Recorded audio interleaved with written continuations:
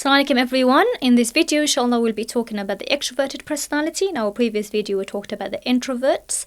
Now we'll be talking about the extroverts. So the extroverts, they're the kind of individuals that like to, or they gain energy through social interactions. No matter how much social interactions they have, it will just give them a boost of energy. They'll never have enough of social interactions.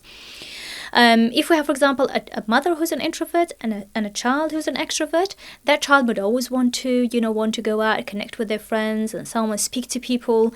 If they stay in the house for a day or two or more than that, that's it. They feel so drained from, the energy is drained. That's because there's no social interactions. So that's quite important to understand for the extroverted child. Or as individuals, as adults in general, we do need social interactions. If we don't have social interaction, it drains our energy. The introvert is the other way around. Their energy gets drained from social interactions. Extroverts, their energy gets boosted and they recharge through social interactions. So they tend to be also very good speakers. That's a strength that they hold, very good speakers, because social interaction, speaking is very important for them. As introverts, they're good listeners. They stay quiet, they listen more. As extroverts, they speak a lot. They're very good with social interactions. Now, as a child who's more extroverted, what we need to do to accommodate for their needs is that when it comes to studying, for instance, it's difficult for them to sit by themselves and study.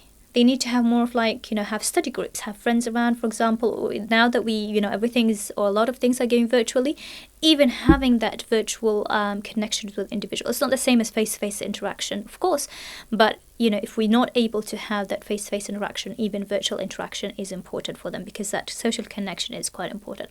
So we need to provide them the opportunity to have study groups, to have the presence of individuals. For example, instead of studying at home, they can go to a cafe where there are individuals around them, where they can see people, so that it helps them to give them the energy and to help them to recharge.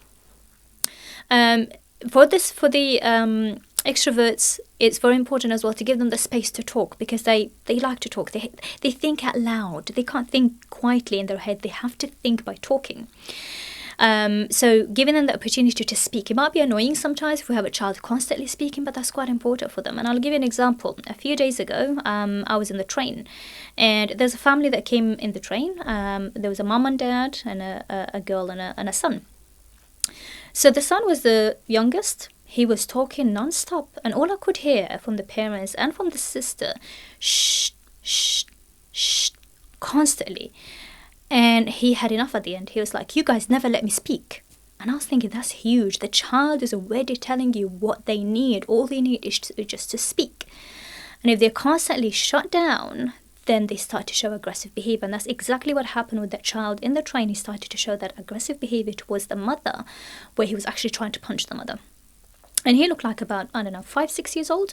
So you can see here that speaking is very important for them. If we don't allow them or give them the chance to speak, it will cause them to suppress their anger and then become aggressive in different ways. The strength about the extroverted personality is that, as mentioned, they're good speakers. They build connections very easily because social interaction is very important for them. So it's very easy for them to build connections. They adapt very easily as well. For example, if you go into a new school, they will be able to adapt and make friends very easily. Now, what's quite important for us to know about the extrovert here is not a need that they have. It's not just about them to get to know others, but for others to get to know them as well. So it's not about how many people I know. It's about, do people know me? So that's quite important. If they feel that, okay, I know a lot of people, but they don't really know who I am, it becomes problematic for them. So it's quite important for people to know them as well. As mentioned, they gain energy through social interactions. So perhaps we can get them to take part in after-school clubs, for example, so that they can have that social interactions.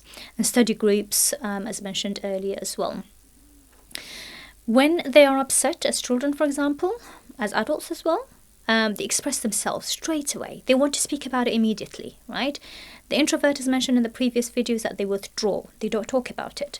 The extrovert, they want to talk about it right now. I'm upset, I want to talk about it. As a child, what they can do, they can have, tantrums, they can scream, they can shout, because expression for them is very important, right? So it's very important for us to allow them to express themselves. That does not mean that we allow them to throw tantrums and so on and express themselves in a rude manner. We, of course, train them on how to express themselves the right way, but expression for them is very important. So we don't shut them down, we allow them to express themselves. They also have the quality of being able to talk about a variety of topics with different people at the same time. You know, the previous video mentioned that the introvert needs to talk about 1 or 2 topics at a time. With the extroverts, they can talk about a variety of topics. They can get on from one topic to another, to the next, no issues at all for that. They also need to think out aloud. So the example that I've given in my previous video is that if a teacher asks a question, the first people to put their hands up are the extroverts, without even thinking, without even knowing the answer. They'll put their hands up straight away. Because what they do, they don't think about the answer, they speak it. So as soon as they put their hands up, they're given the chance to speak. As soon as they speak, they'll figure out their answer. Because speaking for them is very important. So they can't figure out the answer in their head, they need to speak it in order for them to figure out the answer.